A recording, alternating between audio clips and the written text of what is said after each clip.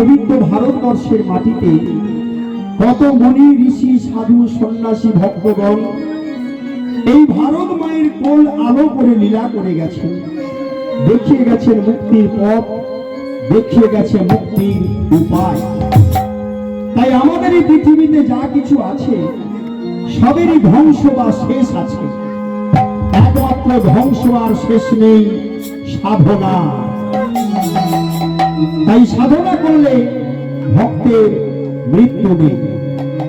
তাই আজ এমন এক ভক্তের কথা বলব যে সাধন ভজন করে ভগবানকে কাছে পেয়েছে, যার সাধন ভজনের দ্বারা গোলক পরিত্যাগ করে ভগবানকে আসতে হয়েছিল এই ধরনের মাটিতে। আসুন আজ সেই ভক্তের কথাই আমরা আলোচনা করব। পুরীধামের সংলগ্ন বেদান্তপুর গ্রাম, সেই বেদান্তপুর গ্রামে মাধুর জন্ম। মাধুর পিতার নাম সদানন্দ দাস, মায়ের নাম সাধনা। জন্মের প্রথম লগ্ন হতেই মাধুর জীবনটা দুঃখে ভরা।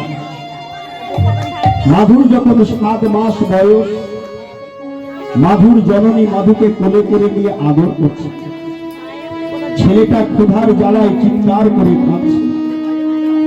হতভাগিনী মা বলে উঠল, ওরে মাধু, তুই একটু ঘুমিয়ে পড় বাবা, তুই একটু ঘুমিয়ে পড়। তুই যদি ঘুমিয়ে না পড়িস, তোর পিতা ভিক্ষা থেকে না আসা পর্যন্ত আমি যে তোর বদলে কিছু দিতে পারবো না। ওরে মাধু, একটু ঘুমিয়ে পড়। ছেলেটা ক্ষুধার জ্বালায় চিৎকার করে কাঁদছে। এমন সময় গ্রামের একজন ছুটতে ছুটতে এসে বলে গেল যে মাধুর পিতা নাকি ভিক্ষা সেরে আস্তে আস্তে পথে আছাড় খেয়ে পড়ে মারা গেছে।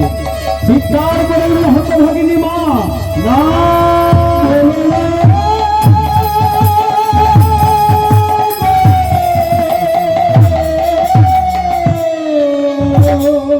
না, এ কোনোদিন হয় না, এ কোনোদিন হতে পারে না। আমার স্বামী আমায় এমন করে একা ছেড়ে কোনোদিন চলে যেতে পারে না। সে যে আমায় কথা দিয়েছিল জন্ম জন্মান্তর সে আমার সঙ্গে থাকবে, আমায় এমন করে একা ছেড়ে কোনোদিন চলে যেতে পারে। নারী জাতির স্বামী মারা গেলে কি হয় মা? মুছে যায় তার শীতের সিঁদুর, ভেঙে গেল হতভাগীর হাতের শাখা, সব রং মুছে গিয়ে পরনে উঠল সাদা একটি থান। নববিধবার সাজে সজ্জিত হয়ে স্বামীর দেহটা বাড়ির উঠোনে কাপড় চাপা দেওয়া পড়ে আছে। হতভাগিনী মা ছেলেটাকে কোলে করে নিয়ে বাড়ির উঠোনে গিয়ে স্বামীর মুখের কাপড়টা সরিয়ে বলে উঠল, স্বামী তুমি আমায় ছেড়ে চলে, একটিবার তুমি আমার কথা ভাবলে না? আমি কি নিয়ে বাঁচবো, আমি কি নিয়ে থাকবো? তুমি যদি চলে গেলে তবে কেন রাঙিয়েছিলে শীতের সিঁদুর? কেন এত আপন করেছিলে, কেন এত ভালোবেসে কাছে টেনে নিলে? সুখ যদি দিয়েছিলে কেন কেড়ে নিলে? কোন জন্মের বিধি প্রতিশোধ নিলে? সুখ যদি দিয়েছিলে তুমি জন্মের নিলে, তুমি জন্মের বিধি প্রতিশোধ নিলে? সুখ যদি দিয়েছিলে কেন কেড়ে নিলে? কোন জন্মের বিধি প্রতিশোধ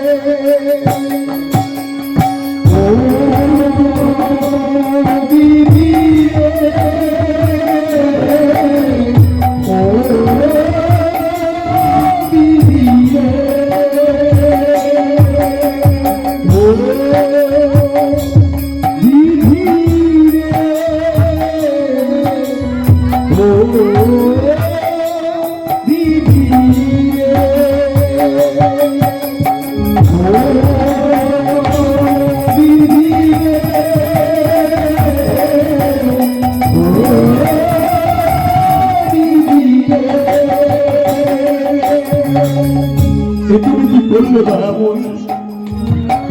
এই জীবনে আমি যে বড় একা হয়ে গেলাম,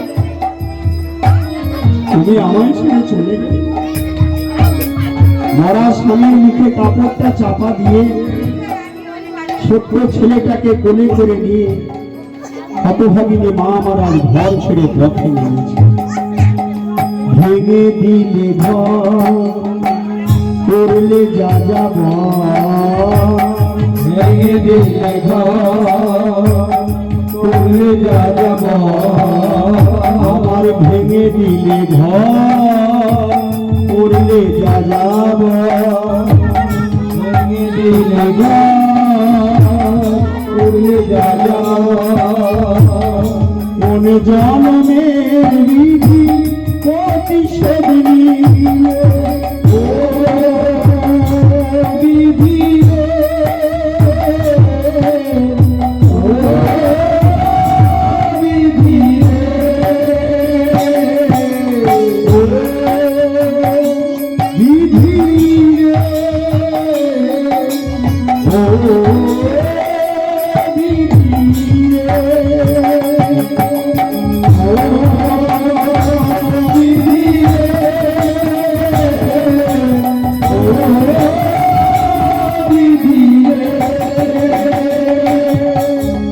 হতভাগিনী মাছ ঘর ছেড়ে পথে চলেছে।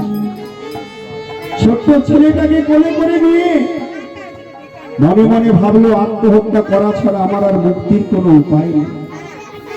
আত্মহত্যাই হলো আমার একমাত্র মুক্তির উপায়। আমি কেমন করে ছেলেটাকে মানুষ করব? আত্মহত্যা করার জন্য ছোট্ট ছেলেটাকে নিয়ে হতভাগিনী মা আমার পুরীধামে সমুদ্রের তীরে গিয়ে দাঁড়ালো।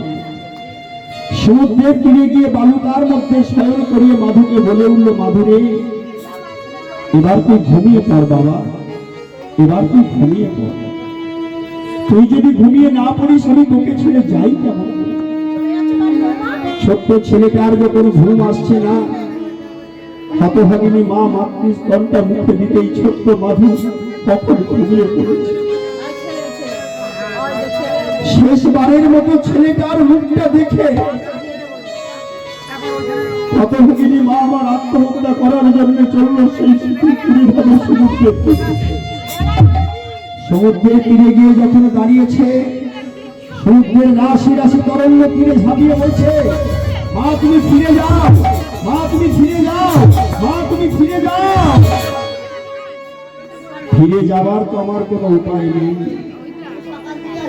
যেই না হতভাগিনী মা সমুদ্রে ঝাঁপ দিতে যাবে, এমন সময় কে যেন পিছন থেকে ডেকে উঠল, মাগো আমায় ছেড়ে তুমি কোথায় যাবে, তুমি বলো না, তুমি বলো না, আমায় ছেড়ে কোথায় যাবে, তুমি বলো না, তুমি বলো না, আমায় ছেড়ে কোথায় যাবে, তুমি বলো না, তুমি বলো না, আমায় ছেড়ে কোথায় যাবে, তুমি বলো না, তুমি বলো না। তুমি ছাড়া আমার কে আছে জগতে, কার কাছে থাকবো বলো না, মা কার কাছে থাকবো বলো না। তুমি ছাড়া আমার কে আছে জগতে,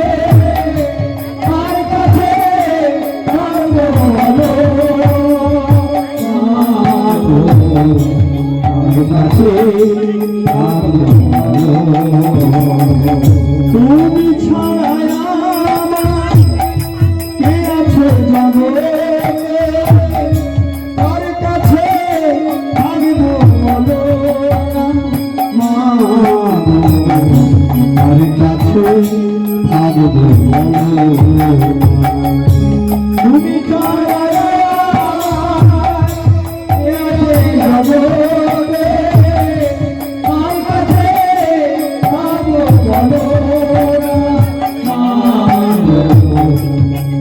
ছেড়ে কোথায় যাবে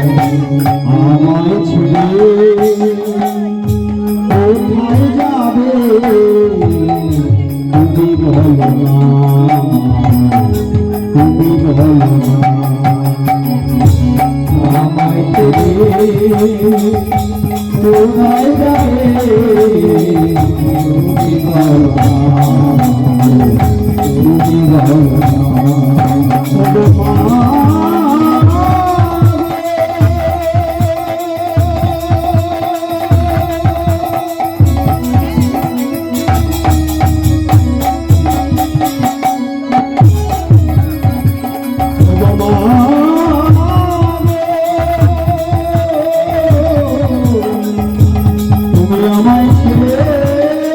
তুমি বলো না।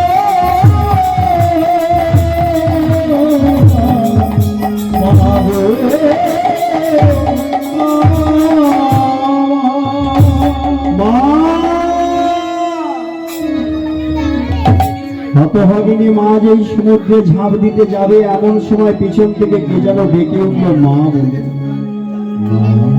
মায়ের আত্মহত্যা করা হলো না। পিছন ফিরে তাকিয়ে দেখলো তার মাধুর ঘুম ভেঙে গেছে, বালুকার মধ্যে হাত পা দুটো নেড়ে বলছে, মা তুমি আমায় ছেড়ে চলে যেও না।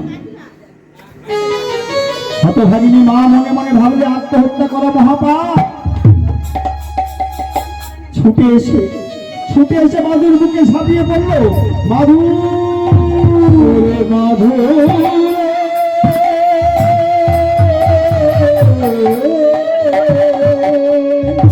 মাধু, আমি তোকে ছেড়ে আর কোনোদিন কোথাও যাবো না বাবা। আমার যত কষ্ট হোক, আমার যত দুঃখ হোক, আমি তোকে কোলে পিঠে করে মানুষ করে একদিন বড় করে মানুষের মতো মানুষ করে তুলব রে মাধু। ছোট্ট ছেলেটাকে কোলে করে নিয়ে মা পুরীধামে ওই জগন্নাথের মন্দির আছে না জানো তো, ওই জগন্নাথের মন্দিরে জগন্নাথের চরণ তলে রেখে বলে উঠল, ও জগন্নাথ তুমি আমার মাধুকে দেখো, তুমি আমার মাধুকে আশীর্বাদ করো, আমার মাধুকে যেন আমি বড় করে মানুষের মতো মানুষ করে তুলতে পারি। ছোট্ট ছেলেটাকে কোলে করে নিয়ে ওই সারা পুরীবাসী দ্বারে দ্বারে গিয়ে, সারা শ্রীক্ষেত্রবাসীর দ্বারে গিয়ে দুটো হাত পেতে বলে উঠল, ভিক্ষাং দেহি ভিক্ষাং দেহি ভিক্ষাং দেহি ভিক্ষাং দেহি ভিক্ষাং দেহি ভবতু মে।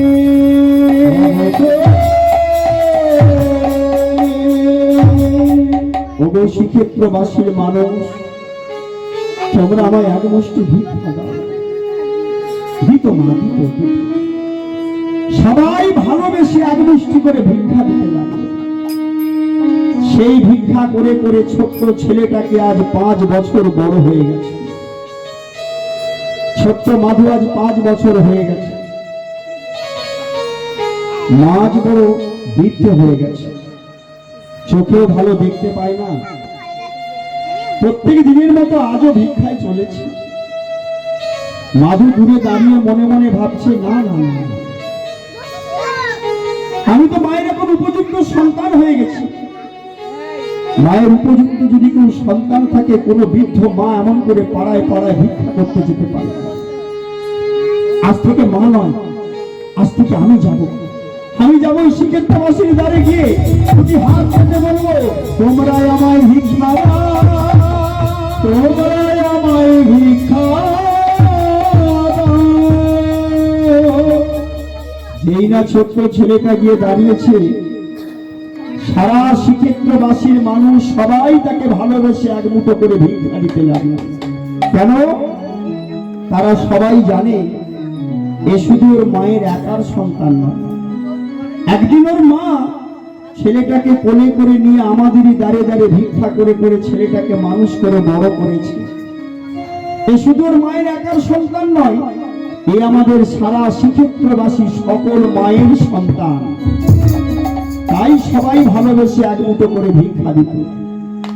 আর মাধু সেই ভিক্ষার তন্ডুলগুলি হাতে করে নিয়ে মায়ের কাছে এসে দিত। মা সেই ভিক্ষার তন্ডুলগুলি আগে রন্ধন করে ওই গোবিন্দের ভোগ লাগিয়ে গোবিন্দের সেবা দিয়ে তার উচ্ছিষ্ট প্রসাদ নিয়ে মায়ে আর বেটায় দুজনায় দিন চলত। আজ দুপুর বেলায় মাধু মায়ের কোলে বসে বসে সেবা নিচ্ছে। মা যেমন ছেলেকে কোলে করে নিয়ে খাওয়ায় না, মায়ের কোলে বসে বসে মাধু, মা একটু করে মুখে দিচ্ছে, মাধু খাচ্ছে। খেতে খেতে মায়ের গলাটা জড়িয়ে ধরে বলে উঠল, মা, তবে সেই ছোটবেলায় বাবাকে হারিয়েছি, বাবাকে কোনোদিন চোখে দেখিনি। বাবা আমাদের ছেড়ে চলে গেছে, হয়তো মা তুমি একদিন আমাদের ছেড়ে চলে যাবে, আর নয়তো তোমার আগে আমি তোমায় ছেড়ে চিরদিনের মতো চলে যাব। মাধু, ওরে মাধু রে,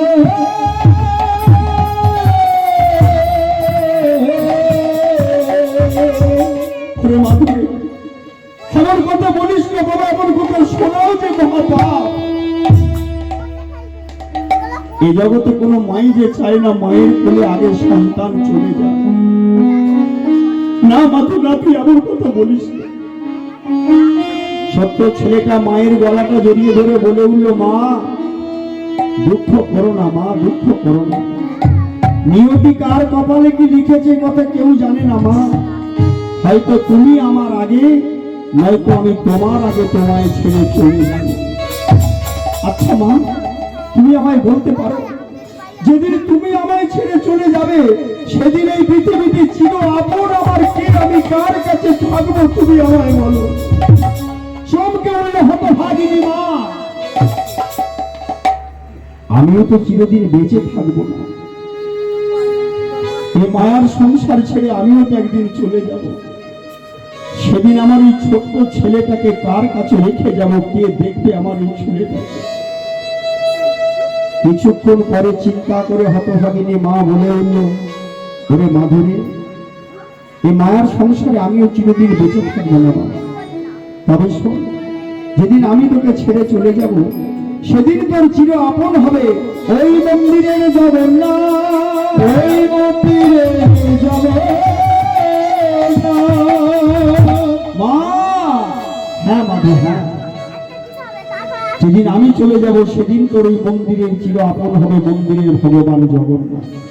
তবে যা, আজ থেকে তুই মায়ার সংসার পরিত্যাগ করে আজ থেকে তুই ওই গোবিন্দের ভজন সাধন কর। তবে শোন, যাওয়ার আগে তুই আমায় একটা কথা দিয়ে যা, যতদিন পর্যন্ত তুই তোর ভগবানকে না পাবি ততদিন তোর ওই মুখ আমায় আর কোনোদিন দেখাবি না।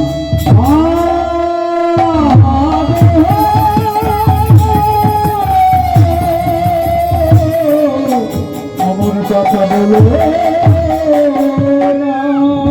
মা, বলো না মা, বলো। চাই না আমি আমার ভগবান, চাই না আমি আমার ভগবান। তোমায় ছেড়ে ভুলে যদি আমায় থাকতে হয় আমার ভগবান, আমি চাই না। সেই ছোটবেলা থেকে জানি তুমি আমার বাবা, তুমি আমার মা, তুমি আমার ভগবান। আমি আমার ভগবান চাই না আমার, তুমি আমায় এমন কথা বলো না, তুমি আমায় এমন কথা বলো। ওরে মাধু, এই সংসারে আমিও তো চিরদিন বাঁচবো না বাবা, একদিন আমিও তো চলে যাব। যা বাবা, আমি যা বলছি তুই তাই কর। বেশ মা, আমি তাই যাব। তবে যাবার আগে একটা কথা বলে, এই জীবনে যদি তোমার সঙ্গে আমার আর দেখা না হয়, আমি যেন পরজন্মে তোমার মতো মায়ের গর্ভে জন্ম নিতে পারি, আমি তোমার যেন শুধু মা বলে ডাকতে পারি। যাবার আগে মাধু মায়ের চরণটা জড়িয়ে ধরে মাথাটা থেকে বলে উঠল, মা একবার দাঁড়াও মাগো, তোমায় আমি একটি প্রণাম করি। একবার দাঁড়াও মাগো, তোমায় আমি একটি প্রণাম করি। একবার দাঁড়াও মাগো, তোমায় আমি একটি প্রণাম করি। একবার দাঁড়াও মাগো, তোমায় আমি একটি প্রণাম করি।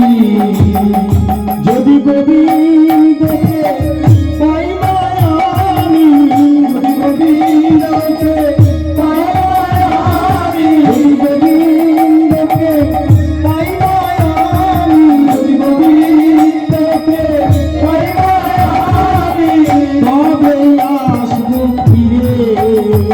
যদি গোবিন্দকে পাই মায়ামি, গোবিন্দকে পাই মায়ামি, তবে আসবো ফিরে।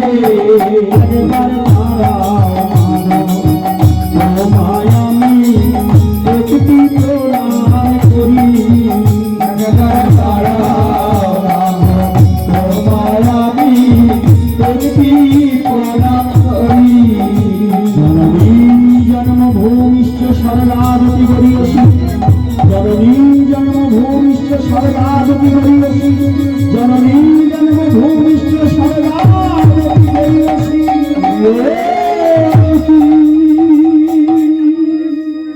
মায়ের চরণে প্রণাম করে ছেলেটা চলল ভগবানের সন্ধানে। কোথায়?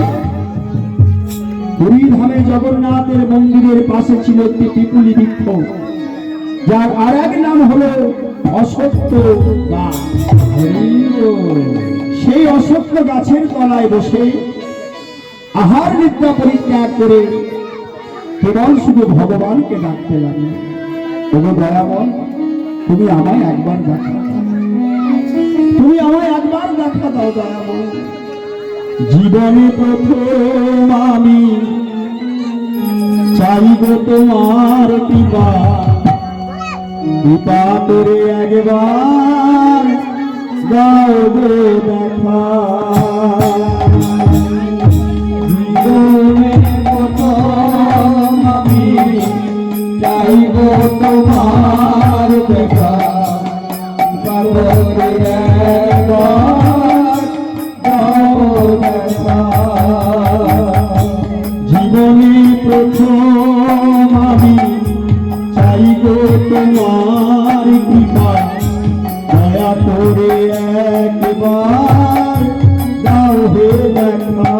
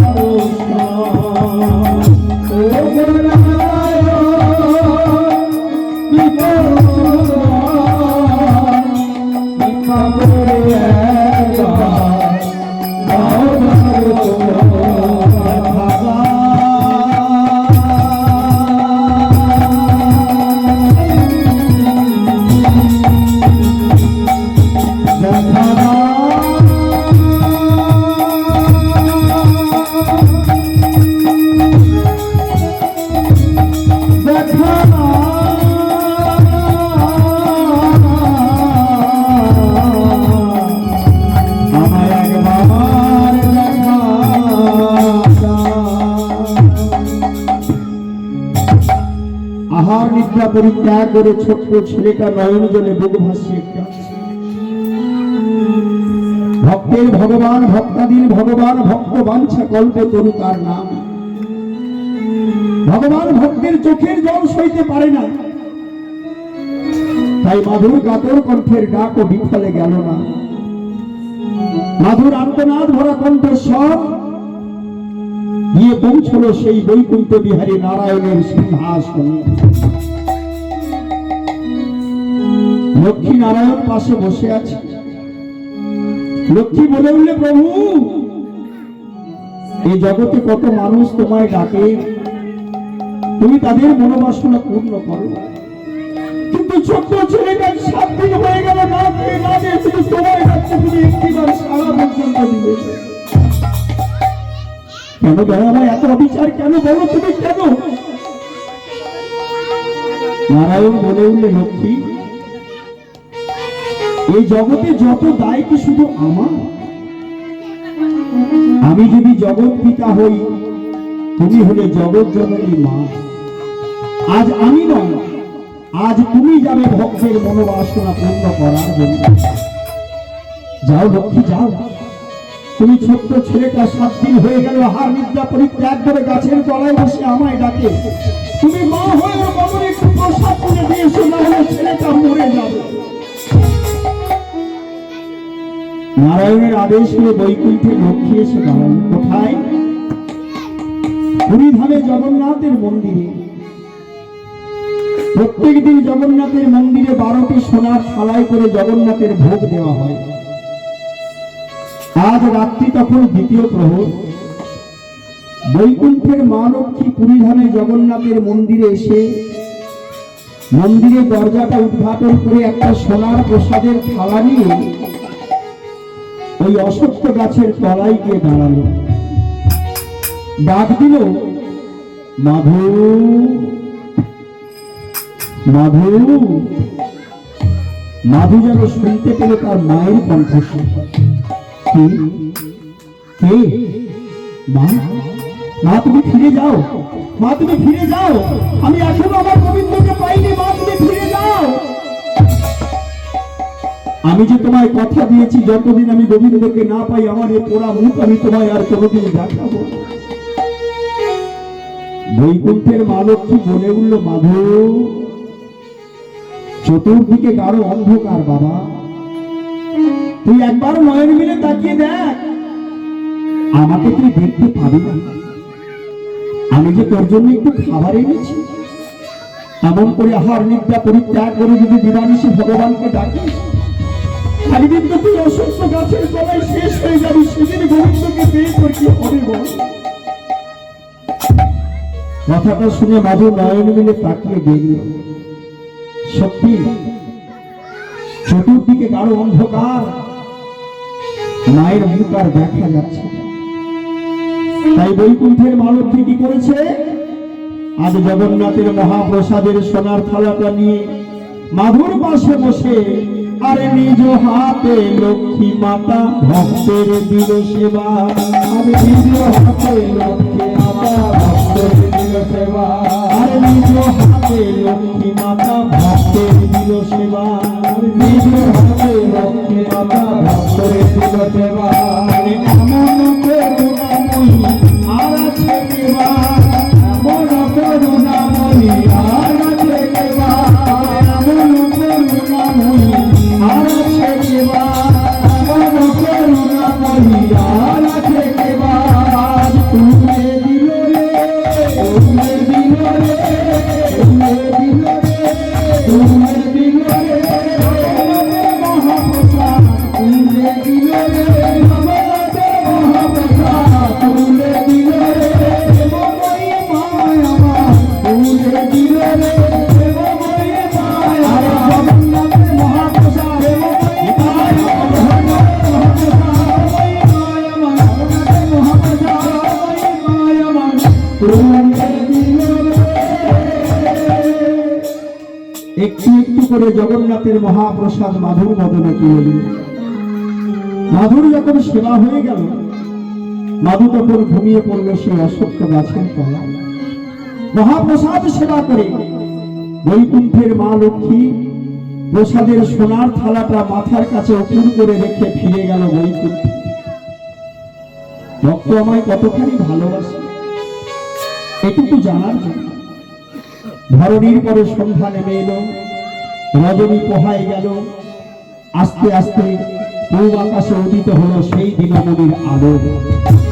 সেই আলো উদ্ভাসিত হলো সারা শ্রীক্ষেত্র ধাম, সারা জগৎ সংসার। প্রভাত হওয়ার সাথে সাথে জগন্নাথের মন্দিরে একটা হইচই পড়ে গেল। কি হয়েছে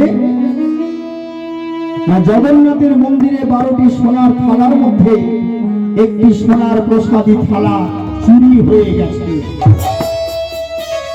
জগন্নাথের পাশল্য পাণ্ডবগণ বলে উঠল, কি এমন পাশল্য আছে শ্রীক্ষেত্র ভাবে যারা তবু সমস্ত জগন্নাথের মহাপ্রসাদের থালা চুরি করে নিয়ে যায়?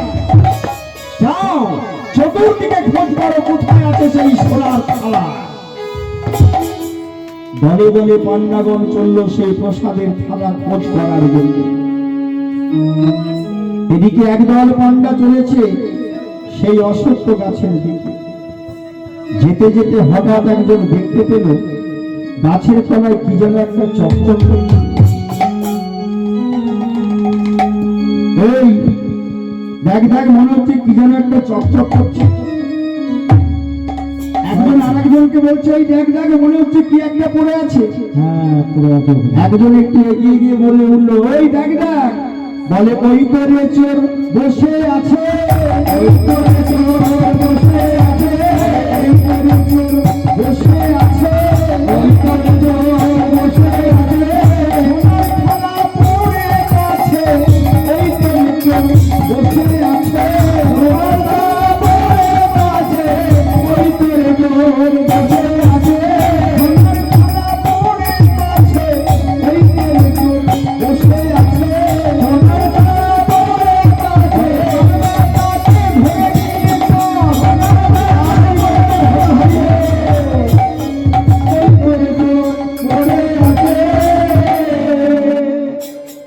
জগন্নাথের পাষণ্ড পাণ্ডাগণ না জেনে না বুঝে ছোট্ট ছেলেটাকে চোর মনে করে উত্তম মধ্যম প্রহার করতে লাগলো। ছোট্ট ছেলেটা সেই পাণ্ডাগণের প্রহার সইতে না পেরে চিৎকার করে কেঁদে উঠল, মেরে না,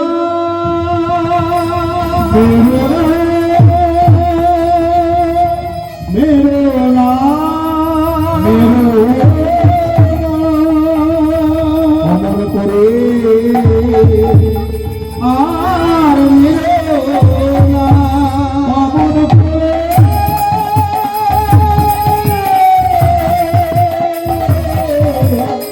আর মেরে ওগো, তোমরা আমায় এমন করে মারছো কেন? কি করেছি আমি? জগন্নাথের সোনার থালা তুই চুরি করেছিস? না না না, আমি চুরি করিনি, আমি চুরি করি। তোমরা আমায় এমন করে আর মেরো না গো, তোমরা আমায় এমন করে মেরো না, আমি তোমাদের সোনার থালা চুরি করি। ছোট্ট ছেলেটার কোনো কথাই কর্ণপাতি করলো না ওই পাষণ্ড পাণ্ডাগণ। তার উপরে আবার উত্তম মধ্যম প্রহার করতে লাগলো। সেই প্রহার সইতে না পেরে দেহটা ক্ষত বিক্ষত হয়ে গেল। অশ্বত্থ গাছের তলায় জ্ঞান হারা হয়ে গেল। এদিকে উড়িষ্যার রানীমা নিদ্রা যুগে পালঙ্কে শয়ন করেছিলেন। হঠাৎ তিনি স্বপ্নে দর্শন করলেন কারা যেন জগন্নাথ দেবকে প্রহার করেছে।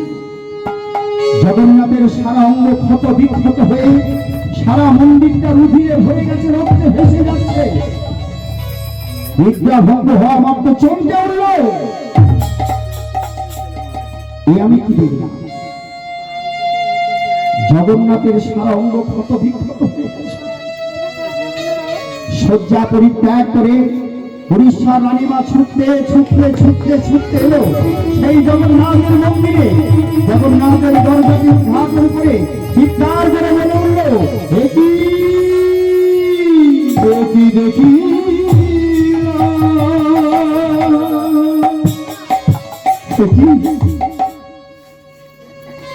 মন্দিরের দরজাটা খুলে দেখলো সারা জগন্নাথের দেহটা ক্ষত বিক্ষত হয়ে রক্ত ভরে রুধির ঝরে পড়ে মন্দিরটা ভেসে যাচ্ছে।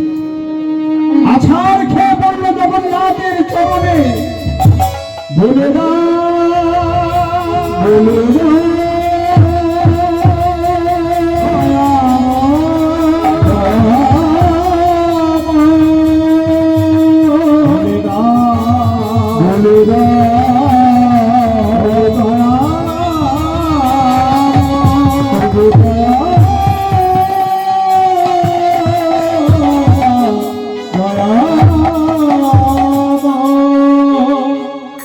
উড়িষ্যা রানীমা করো জোরে নয়ন জলে খেলে বলে উঠল, গো দয়াময়,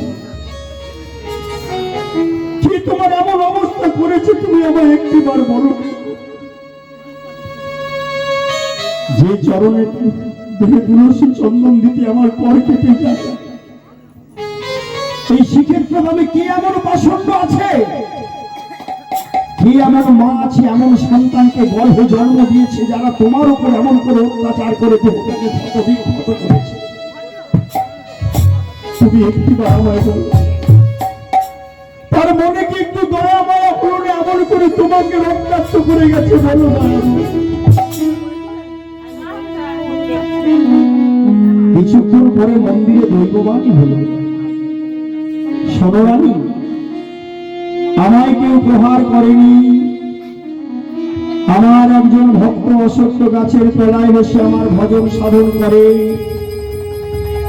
তোমার ওই পাষণ্ড পান্ডাগণ না জেনে না বুঝে আমার ভক্তের উপর অত্যাচার করেছে, প্রহার করেছে। তাই সেই প্রহার আমি সইতে না পেরে আমি আমার নিজ অঙ্গে ধারণ করেছি। যাও, এখনই তুমি নিয়ে এসো আমার ভক্তকে আমার মন্দিরে।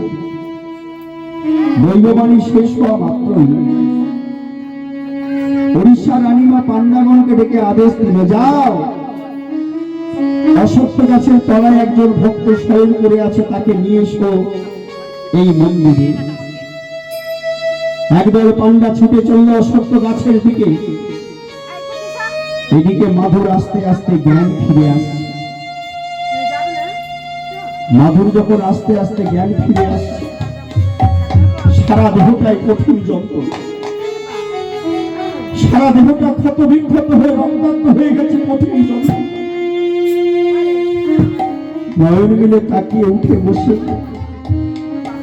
মনে মনে ভাবলো, আমাকে এখানে কেউ আর ভালোবাসে, আমি এখানে আর থাকবো না। গো দয়াময়, তুমি তো জানো যে আমি তোমার সোনার তারা চুরি করিনি, তবে তুমি আমায় কেন এমন করে মার খাওয়ালে বলো, তখন তুমি আমায় কেন এমন করে মার খাও? আমায় এখানে কেউ ভালোবাসে, আমি এখানে আর থাকবো না। আমি এখানে পরিত্যাগ করে চলে যাব সেই বৃন্দাবন। আমি বৃন্দাবনে গিয়ে ডাকবো তোমায়, দেখি তুমি আমায় সাড়া না দিয়ে কেমন করে থাকো। ছোট্ট ছেলেটা আস্তে আস্তে উঠে দাঁড়িয়ে সারা দেহটা ক্ষত বিক্ষত কঠিন যন্ত্রণা বুকে নিয়ে নীলাচল পরিত্যাগ করে, পুরীধাম পরিত্যাগ করে বৃন্দাবনের পথে অগ্রসর হয়েছে। মাধু জানে না বৃন্দাবন কত দূর। ছোট্ট ছেলেটা পায়ে হেঁটে বৃন্দাবনের পথে চলেছে, মাধু জানে না বৃন্দাবন কত দূর। আর বলছে বদন ভরে, আমার মন মানে না যাব বৃন্দাবন, আমার মন মানে না যাব বৃন্দাবন, আমার মন মানে না যাব বৃন্দাবন, আমার মন মানে না যাব বৃন্দাবন।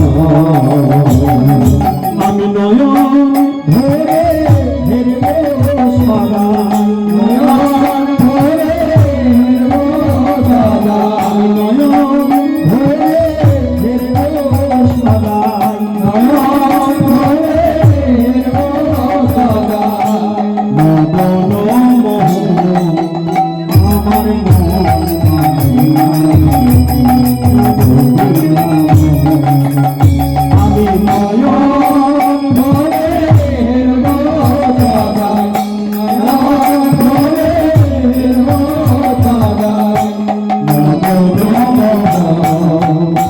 আমার মন মানে না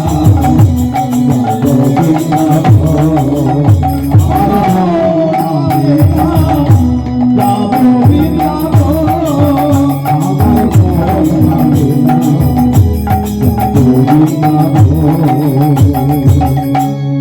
দাম সুদাম দাম গো সুদাম খেলে অঙ্ক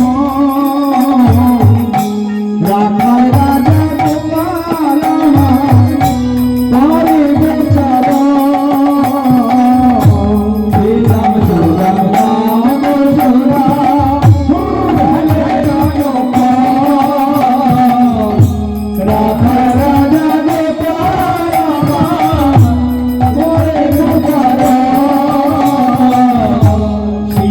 সুদাম দাম গো সুদাম খেলে অঙ্ক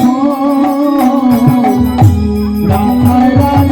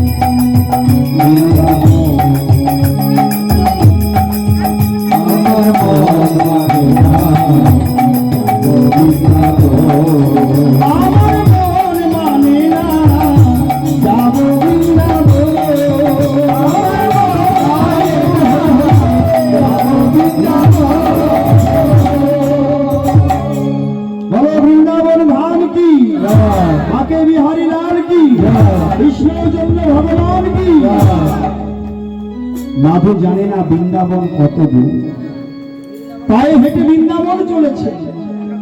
একদিন দুদিন তিন দিন চার দিন পাঁচ দিন কেটে গেল।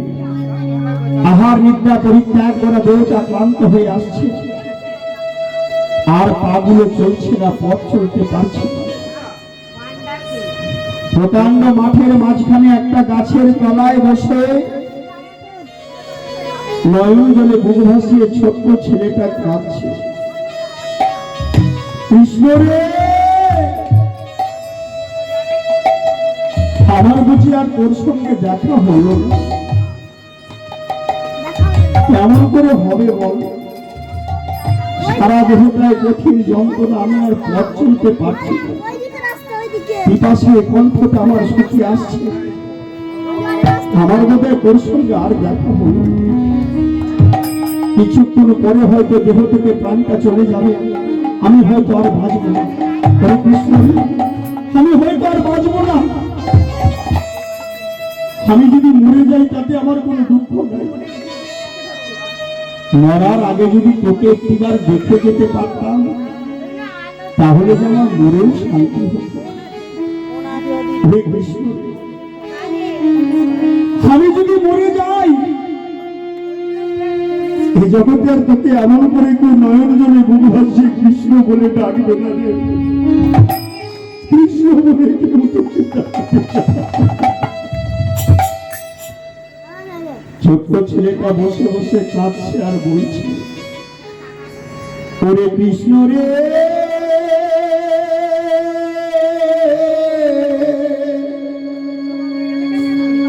তুই ছাড়া আর কে আছে আমার, আমায় বল না রে।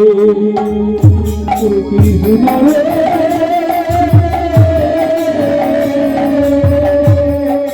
তুই ছাড়া আর কে আছে আমার, আমায় বল না রে। হরে কৃষ্ণ রে,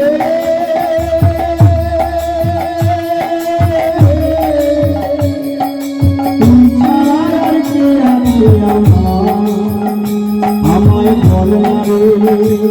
হরে কৃষ্ণ রে,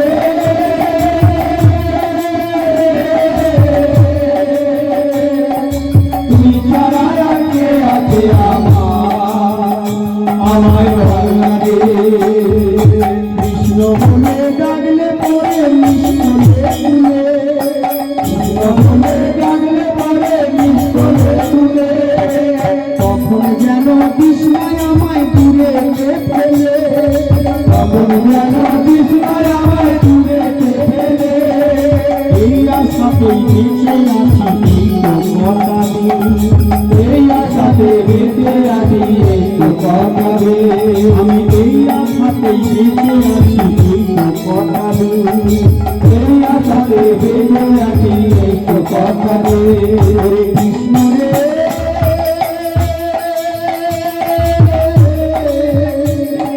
তুই ছাড়া আর কে আছে আমায় বল না রে তোরে কৃষ্ণ রে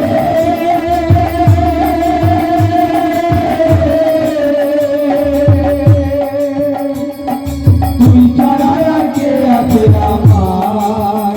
আমায় বল না রে রাখিস যদি রাখবি আমায় ওই চরণ তলে রাখিস যদি রাখবি আমায় ওই চরণ তলে রাখিস যদি রাখবি আমায় ওই চরণ তলে রাখিস যদি রাখবি আমায় ওই চরণ তলে সারা জীবন কাঁদবো আমি কৃষ্ণ বলে সারা জীবন কাঁদবো আমি কৃষ্ণ বলে শেষের দিনে পাই যেন রে ওই রাঙা চরণ শেষের দিনে পাই যেন রে ওই রাঙা চরণ আমি শেষের দিনে পাই যেন রে ওই রাঙা চরণ আমি শেষের দিনে পাই যেন রে ওই রাঙা চরণ হরে কৃষ্ণ রে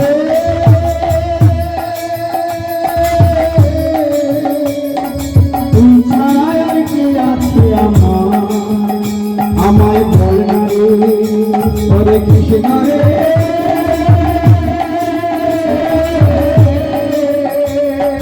তুই ছাড়া আর কে আছে